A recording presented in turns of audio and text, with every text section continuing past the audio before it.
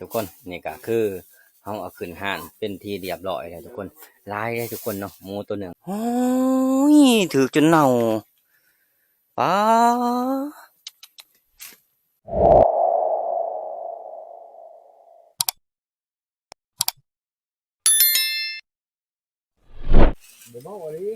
กราบทักทายสบายดีเบอร์ทุกคนเนาะวันนี้กันในพานที่พามากินนางกอบทุกคนนางกอบบอกเบอร์ทีหัวหน้าทีมงานเฮาครับ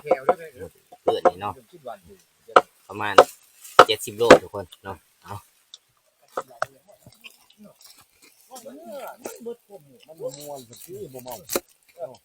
ก็ไม่กินเราตรงนู้นผมเอาหน่อยผมเอาเลยมันโอกาสจะหน่อยเซ่มาหน่อยนึงมันหมดที่เราโอ้ยหอดนั่งในกรอบจน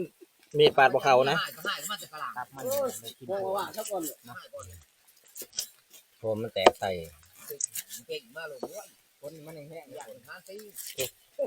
กินย่ำหอนพอนย่ำมวนบ่แมนพอนย่ำเมาเก่าเพิ่มขั้นจะได้พันช่องเรียกงานเฮาไปเด้อไปบ่อ๋อตัวมันอยู่มาแห้งขึ้นแห้งขึ้นก็ขึ้นไปทีเนาะเรียบร้อยเดี๋ยวถ้าเราไปโรคมาหันมาครับครับตัวคนว่าเลยรุ่นพูดหน่อยพูด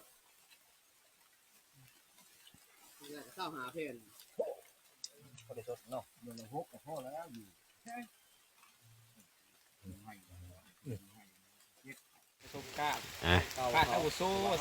นี่ก็คือ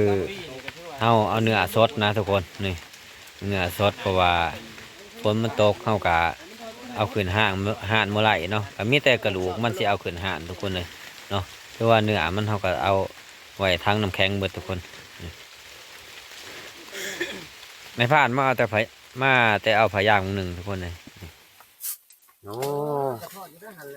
กินต่ออีกทุกคนเอ้ยบาทนี่กินตั้งแต่บ่าย2ผมกำลังสิได้เอานี่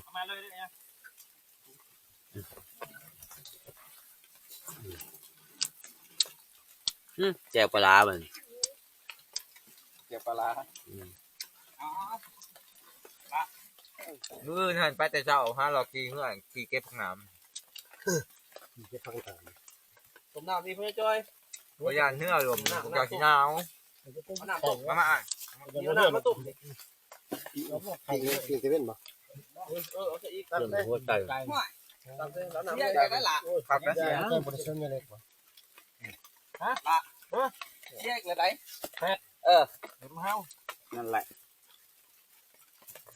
เรื่องจะไปทางไหนเชียงจะให้กันก็มาแกงปลาขอดูลงหลอกจะก็ไปก็ไอ้เนี้ยโอ้ไอ้เนี้ยไปเนาะน้าก็ไปคนเดียวจะไปก็ไอ้กล้องหันจะมาบ่เขาจะเลือกไปก็เฮาทั้งไปก็เพื่อนจ้อยเราตื่นเนี่ยเพื่อนจ้อยก็ได้ไปกันเนี้ยคนนี้ไปคนนี้สิคนเดียวเลยนะไปครับพ่อใหญ่จ้อยจังหน่อยบอกว่าเบรกวันนี้เจ้า15 5ก็15 5ก็ดีมั้งไปคนเดียว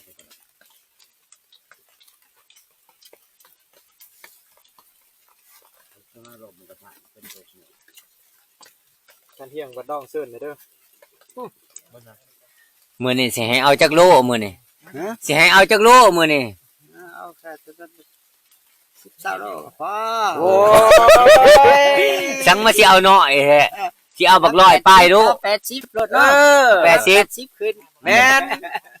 ต้องกระชั้นเด้อเอาจักใจบ่มั่นใจจักเปอร์เซ็นต์100บ่ฮะนี่ไว้พรให้แน่ไว้พรให้แน่ไว้พรนั่นแหละก็ให้โชคดีเลยโอ้สุกมันเป็นสุกดีอย่าฝันได้เด้อล่ะเอาตัวจริงเด้เอาตัวจริงคอยต้องแก้มือให้ไล่เพราะว่าเพชรฆาตเฮ็ดแล้วขึ้นนี่วันจะไปยังก็ให้ได้ดังล้นจะจนให้แน นวปรารถนาเอาแก้วมักสิ่งคนพานสีลงตะละเก้าที่จะเอาลูกแก้วสำได้แล้วว่าหลายๆนั่นจะจับใจใส่กำไรนี่นั่นว้าเอาผ่านมองต่อ ท่านเจ้าขาอันนั้นท่านเจ้าขาอันนี้ ปันเจียว มันคือ หลังจากฝนเศร้าตกเลยทุกคนในพานก็สิหาออกนางรัดก่อนมันนี่นางรัดต้นกระบอกเนาะที่เราเห็นตอนกลางเว้นนะทุกคนที่แรกว่าสิไปไต่ตาฝนมาเศร้าตกนี่ก็สิมันเศร้าตกแล้วก็สิไปนั่งต้นกระบอกผ่านหม้อไปหมดที่ผ่านเหี้ยมันก็ไปเลยแหละมันก็เห็นต้นบกคือกันต้นไปก่อนเนี่ยส่วนในผ่านก็สิไปนั่งใกล้ๆกันก็ผ่านหม้อนั่นแหละเพราะว่ามันมีช่องต้นเนาะไปสิไปนั่งกันไปดูกันว่าเอาสิมันยังในค่ำคืนนี้เนาะตอนนี้เขาก็ขึ้นนั่งต้นไม้เป็นทีเรียบร้อยแล้วทุกคนเลยเนาะขึ้นยากขนาดมันเหมือนฝนตกนะนี่ต้นกระบอกอยู่ข้างให้ผ่านทุกคนเลยเนาะต้นกระบอกมันจะเข้ามากินแถวดู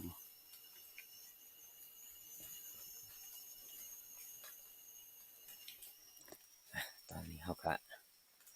ไปส่งก่อนทุกคนเลยมันฝนในเลยทุกคนนี่ก็เวลาตีสามกว่าเลยเนาะมันบอกเขาเลยมันมาแต่หัวค่ำมันครบต้นข้างๆเนี่ยไปเลยนึกว่ามันจะเขามาต้นในพันนั่นมันบนเขาสักคนเลยแบบว่ามันผ่านไปสื่อเนาะกับทัดพ่อฝุ่นได้ทุกคนเลยยังไงในผ่านยังไงอ่อนได้ดีเลยโอ้ยขึ้นหอยพวกใหม่คุณน้ำคน หมอมันออกจากเจ้า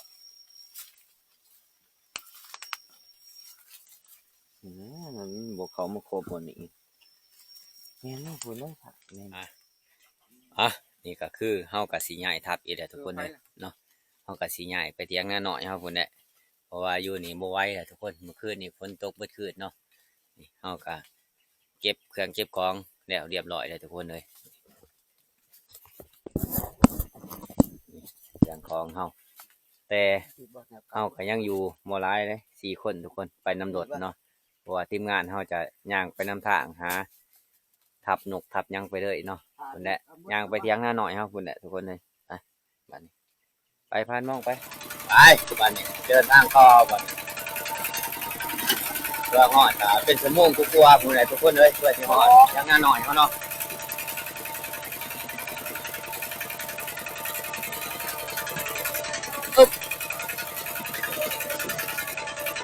ท่านบ่ทีมงานเนาะนี่ท่านแน่เนาะโอ้ยไปทันโอ้ยเนาะก็ทางดี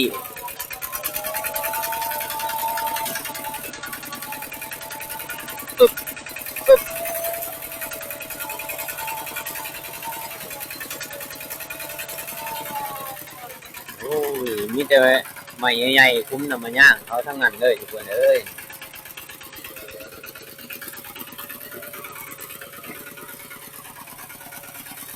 ไปตักนำมาย่างเมื่อได้ใหญ่ทับก่อนก็เลยเมื่อหลังไผ่ผมมีแนวหลังไผ่ปึ๊บนั่นนะ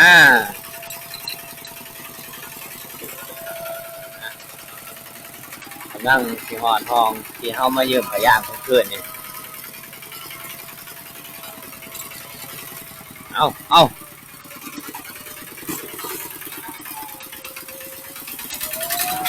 แมนว่าแหละ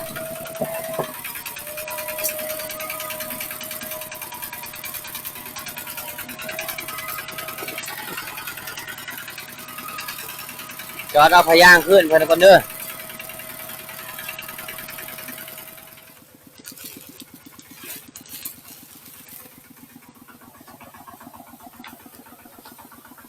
นี่เด้อพยางเด้อ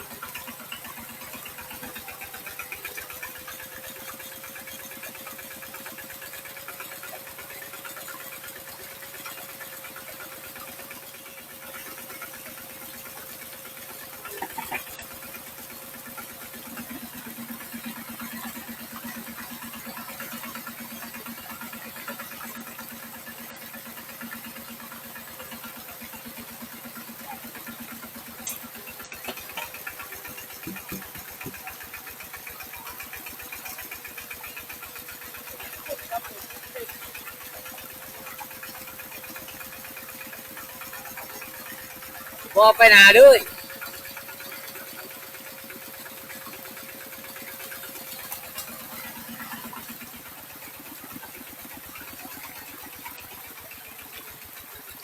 มันเหมือนทุกคนเอ้ย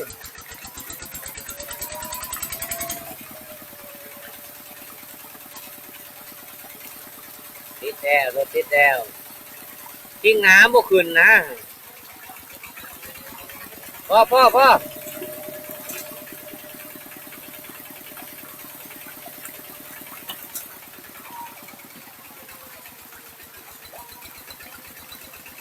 มันเหมือนนี่มันเหมือนหมดนี่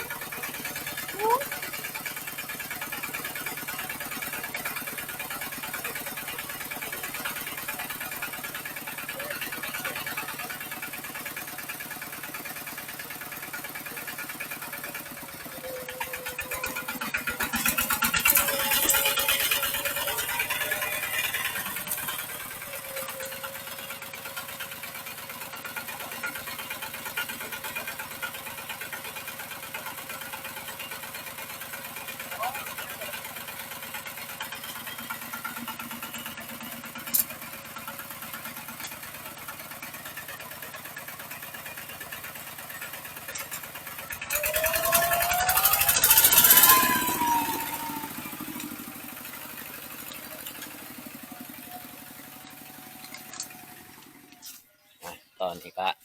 ในผ่านครับยางก่อนรถเนาะนั่งรถเจ็บแอวหลายเจ็บทั้งเจ็บก้นเจ็บแอวมันเต้นทุกคนเลยเนาะรถกระแลนได้แต่เด็กสองเพราะว่าโบเดใหญ่ว่าสิเปลี่ยนโบเดมันก็เปลี่ยนบ่ได้มันบ่มีกุญแจทุกคนเลย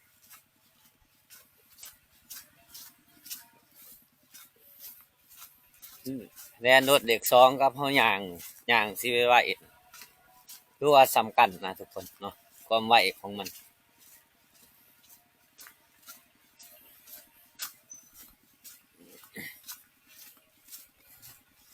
นี่กำลังออกลานนะบ้านนี้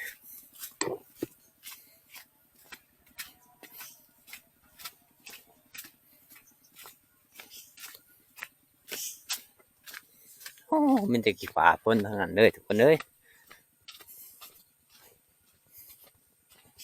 มาเที่ยงหน้าหน่อยคือว่าสิแต่ยามแต่กับรักแต่กับมืออื่นกับสิลงมือทุกคนผ่านเที่ยงเพื่อไข่เนาะ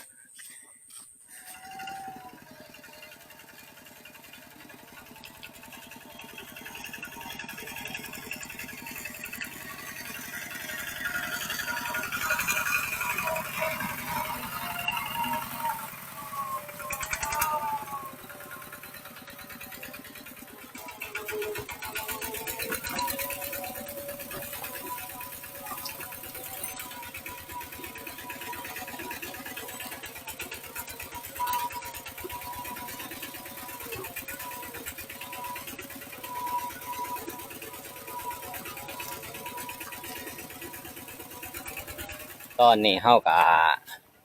มาหอดจุดหมายปลายทางเฮาก็คือเที่ยงงานหน่อยเนาะตอนแต่ทีมงานเฮาก็มาหอดก่อนเนี่ยได้ทุกคนโอ้คนตกน้ำตกในท่าเรียบร้อยโอ้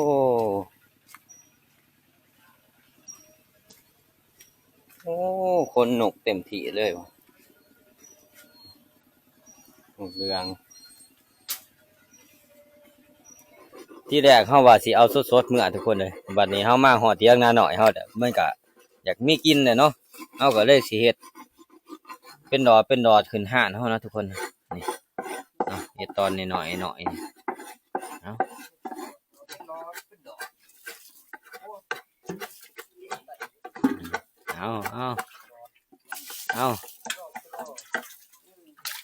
เอาถูดี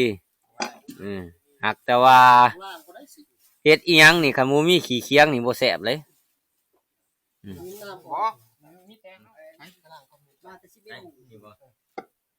บ่มันจะเอาข้าวเจ้าบ่โอ้ยแม่นข้าวที่แล้วทุกอย่างมันมีข้าวเจ้า เรียกว่ามาหมดรถมันว่าด้วยว่าแซ่ ตัวไอ้นี่เอามา ก็จะว่าแข่งก็ว่ามาแต่11โมงก็คือ น่าจะหูยามจะหูไหม โอ้ยก็แม่นแล้วซะ เอาไปได้เห็ดตัวนี้มันเข้าได้ตลอด มันแต่ตัวในหัวที่ซ่อมคิดว่ามันสิอ่อนแข่ง หาเฮ็ดคือหม้อกล้องเฮ็ด หมูเขาเจ้าประมาณนั้นเดี๋ยวมาลูก คือได้หม้อเฮ็ดบ้านนั่นน่ะ โอ้ย บ้างบ่บ้องง่วงจะให้บ้างๆมาแล้วก็ให้ไอ้กล้องจะเป็นคนซ้อยแต่ที่จริงเห็นแบบมอกล้อง บ้านเฮาสิแบ่งสิยังกันมันง่าย เห็นแบบมอกล้องนี่ใช่ครับแบบนี้จะแลบ้างๆให้ไอ้กล้องจะไปด่างนี่ผมจะเป็นคนเฮ็ดเองจะเลยสีมันจะไปตัวผิดด้วยแม่มันสิเลือกกันเลยมีเอาน้ำใส่นี่มาตั้งน้ำใส่นี่มานี่น้องนี่นะตั้งน้ำใส่ฟังนี่ให้เอา จ้าผมนี่เขาจ้านี่ มันอยู่ที่ ล่างสะอาดแล้วสีมันงามจะได้อย่างเฮาเฮ็ดล่างบ่สะอาดมันสิสมสีมันสินั่นคือเกี่ยวกับนั่น นี่เอาอยู่ที่ลูกค้ามันออกเขาตัดชั้นเนี่ยมาถ้าเขาเอาตามอันแบบอันใหญ่เห็นเนาะปันทองครับ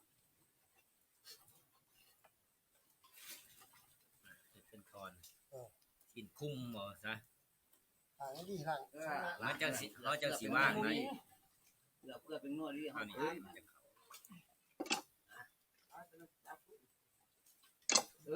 เอาน้อยอาบกิน คนจ่อยๆก็ยกไหลเนาะ120ไม่ละครับกันเด้ ล่างดีๆตัวนี้ก็ล่างดีๆดีบ่ล่ะล่างดีๆ นั่นนี่ก็มีแต่สีนเลยทุกคนนี่ก็มีแต่สีนลายเติมเลยสีนมันเพราะว่าหมูแม่มันใหญ่เนาะ70 โลนี่ก็คือห่านเฮามันหน่อยนะทุกคนเฮาก็สิต่อห่านออกมาอีกเนาะนี่ต่อออกมาอีกนี่ต่อมาประมาณเพียงนี่ก็คือสิพอทุกคนเลยเนาะ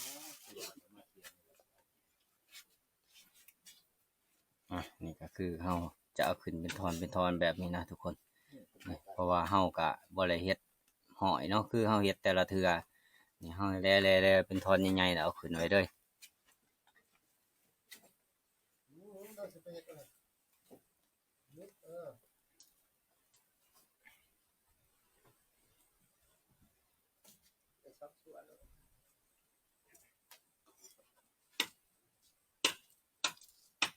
จ้ะ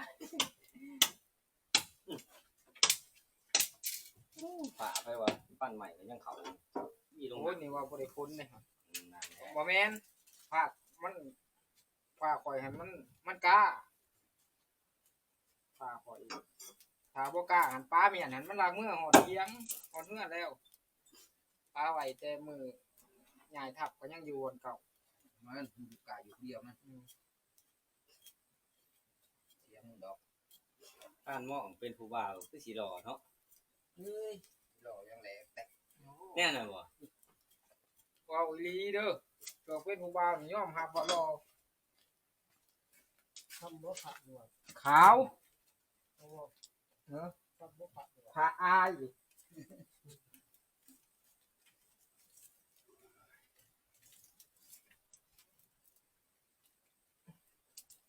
ได้ลูกได้เมียนี่แหละบ่ค่อยอันนั้น บ่สินสัน ต้มนะให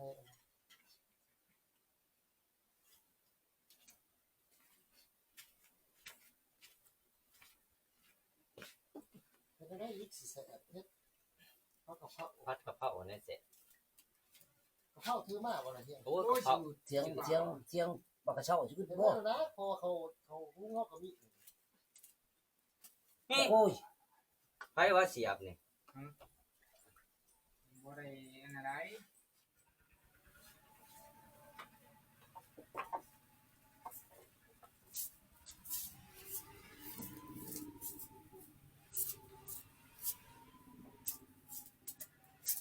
เฮ็ดแน่นี่ต้องรู้พริกเลยเนาะ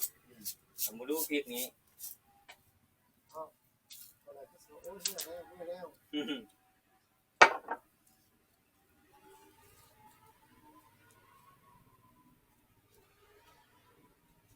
นี่ใส่ก็ใส่คนหยอกคนเป็น3 วันครับทุกคนนี่ก็คือ เขาเอาขึ้นห่านเป็นทีเรียบร้อยแล้วทุกคนลายได้ทุกคนเนาะหมูตัวหนึ่งตัวนั้นก็คือกระดูกมันนะทุกคนที่เขาย่างไว้เมื่อวานนี่เนาะนี่ตัวนี้แม่นซีนมันซีนขาซีนขางมันเต็มห่านเลยทุกคนลายดีนี่ห่านจนในตอออกนี่ประมาณ2 เมตรปลายคนในห่านทุกคนความยาวเนาะความกว้างนี่1 เมตรทุกคนเลยนี่ลายดีนี่กระดูกมัน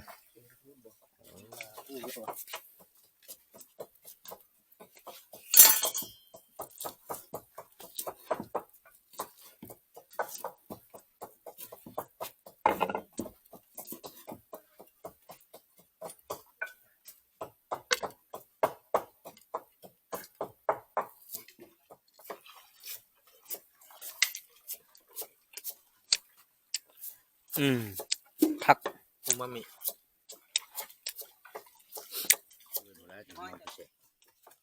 มาไหมกินข้าวรอบ2ทุกคนเลยตอนนี้ ยัง แซ่บดี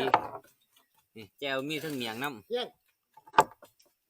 กินเมียงละ ำกินเมียง มาไหม สิเลยเป็นพญาเชียงเมียงจังไรเป็นจังไรยังเก็บอยู่วะคือเก่า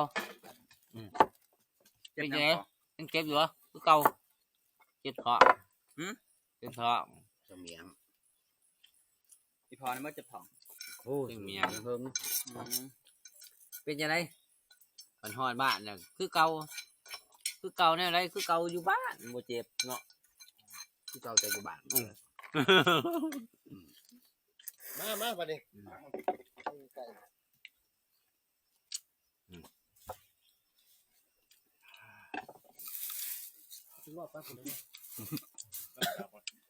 เป็นยังไง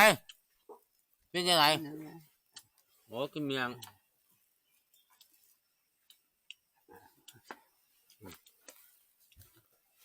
เหมือนกินกับเขาเลยค่ะ เอาโลนะ โอ้ขับว่ะไอ้เพิ่งให้แกะว่ะสมนัว จอยเจอข้าวอูดเนาะ ว่าจะเล่าตีของก็จะปงดง เครือมันงงอ่ะเจอข้าวอูดข้าวจอย มาเนี่ยมาละปั้นเขาเลยเด้ กระแสเลย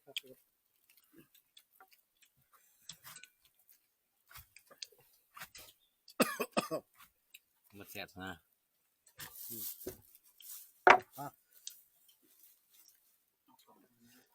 โอ้ยมะเขือมันกึ่ง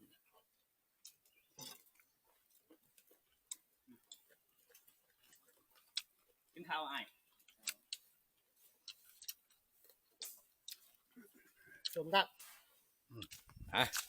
กินข้าวกินน้ำเนี่ยเขาก็เดินทางต่ออีกทุกคนนี่บ้านนี้เนาะที่แรกว่าเขาสิออกแต่ตาครับเพื่อนหนาใหญ่วันนี้เพื่อนหนาใหญ่เพิ่นไปผู้เดียวไม่ผ่านก็เลยไปผู้เดียวคือกันขึ้นไปย่างกับรักก่อนจังสีย่างเลาะไต่ตามือแรกเนาะ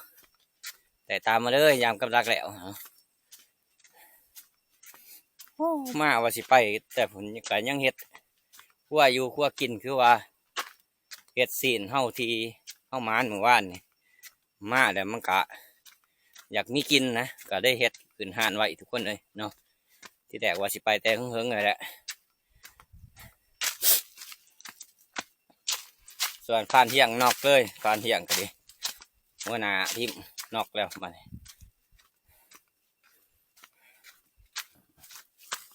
ไปทางภูมันคือเก่าหมดนี่สิไปเบิ่งสัญญาณเลยจักสิมีบ่มีสัญญาณโทรศัพท์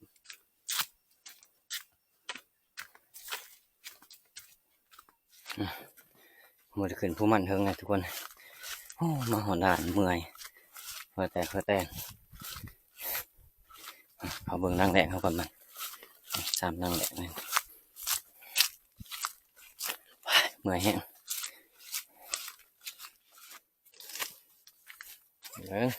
จะได้นั่งแดดของเขามาเห็นอยู่บ่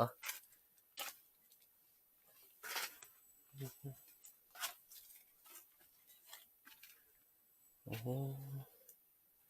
เป็นไงแล้ววะห้อยคนมาเห็ดดันทุกคนเด้อ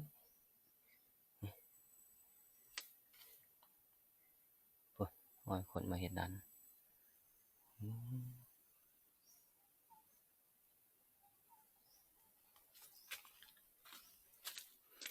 ไปลังไม้ต่อไปเมื่อยยางบริยางขึ้นคอยเฮิงเลย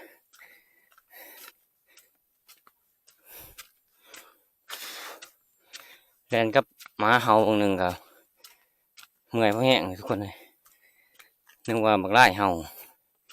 เนี่ยแท้มาเขาเจ้าเห่านึกว่ามันเห่าบักเบอ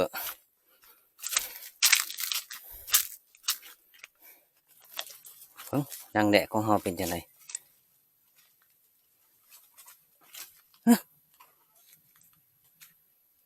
อะไรอ่ะโอ้ยทุกคนเลยโอ้ยถือจนเน่าป้าในผ่านหมดเลยมายามอาทิตย์หนึ่งถือจนเน่าเลยโอ้ยเหมือนมันเห็ดจน8เมื่อทุกคนโอ้ยแป๊บเดียวหนึ่งโอ้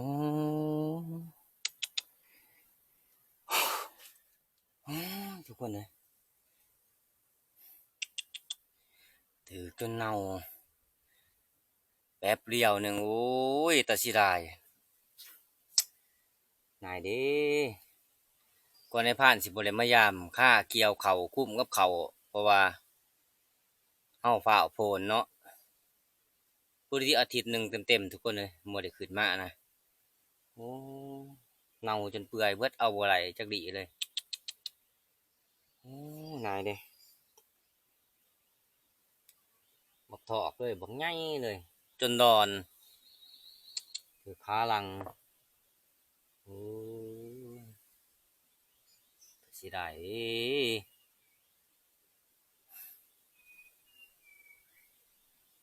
ตัวนี้เป็นสายสลิงนะทุกคนนะอยู่บัดนี้เพราะว่าในผ่านเห็ดบวกใหม่เลยเฉพาะในผ่านเขามาหันมีกินมาตั้งแต่กระทั่งเขาคุณทุกคนเอ้ย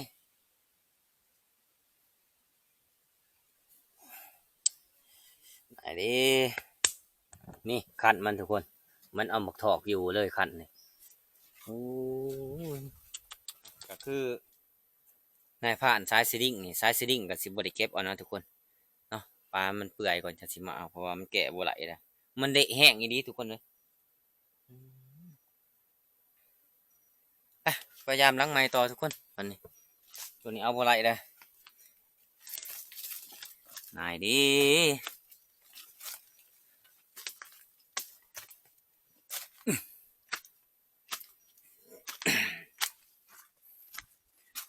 คือว่า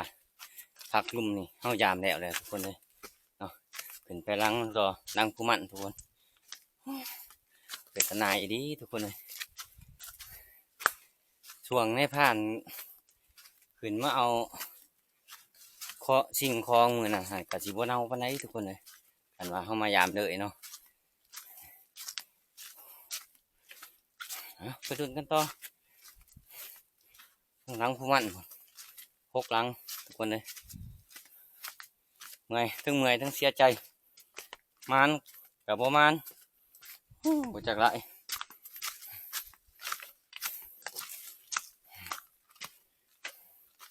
นึกว่าสิได้ถอกใหญ่เลยโอ้แล้วเป็นแนวนี้บ้านนี้หัวจนเน่ารับ80 โลบ่อยู่ทุกคน80ยันเขา90พุ่นแหละ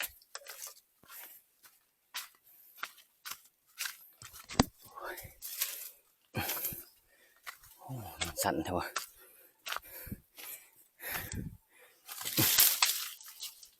ตอนนี้เขาขึ้นนั่งผู้มันได้ทุกคน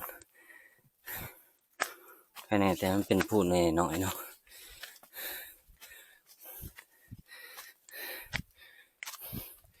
แต่มันสั่นเติบเลยทุกคน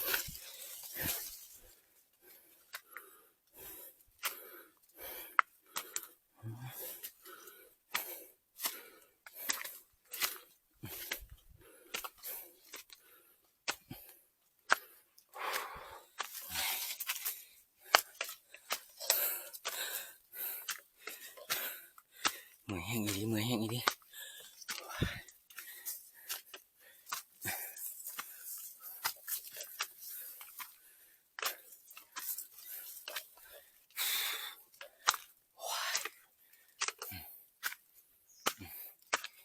ไปดูกันต่ออีกทุกคนว่ามันจะทำงานด้วยบ่อหกหลังมีถึงกับหลักของผ่านเหียงในผ่านนำมาใส่สองหลังใส่อยู่ทั้งผู้มันนี่แหละเนาะแต่สิลายตัวหนึ่งเด้บอกแล้วยังหมดแล้วทุกคนเอ้ยเน่าขันประมาณอีกน้องพยายามประมาณ3-4 วันหรือว่ายังเอาไหลหรือว่าส่วงผ่านหมองขึ้นมาก่อนวันอังคารอาจจะยังบ่ทันตายทุกคนเบิ่งอย่างที่เคยทำงานเป็นยังไง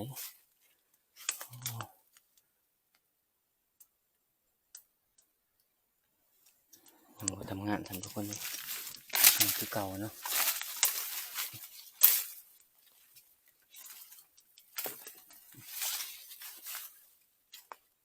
ยังคือเก่ายังคือเก่ามันบ่มาเที่ยวซ้ำมันคนนี้นานๆคนนี้มันสิมาเที่ยวทุกคนเลยไปล้างไม้ต่อไปนี่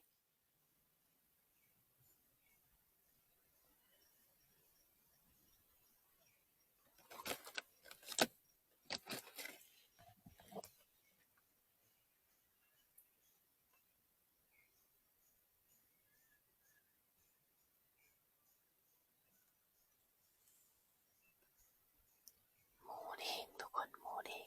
ลายขนาด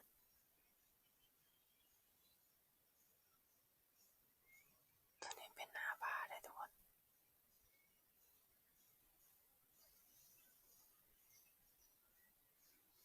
วันนี้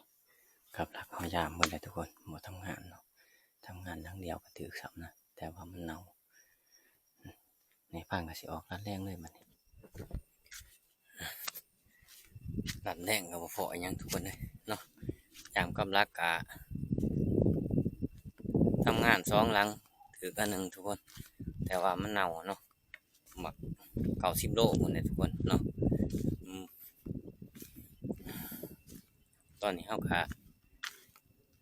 กลับเที่ยงเขาเก่าทุกคนกลับไปหาทีมงานเขาคนนี้มื้อแรกเขาก็สิออกไต่ตาคือเขาคนนี้ทุกคนเลยเนาะเพราะว่าคืนมื้อแรกบางทีก็เป็นคืนสุดท้ายเลยทุกคนเนาะ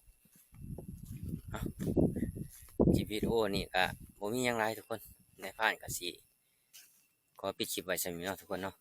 รอติดตามคลิปวิดีโอนะก่อนอื่นก็ขอขอบใจทุกคนที่เข้ามาติดตามและรับชมในผ่านตั้งแต่ต้นจนจบเนาะขอบใจได้ทุกคน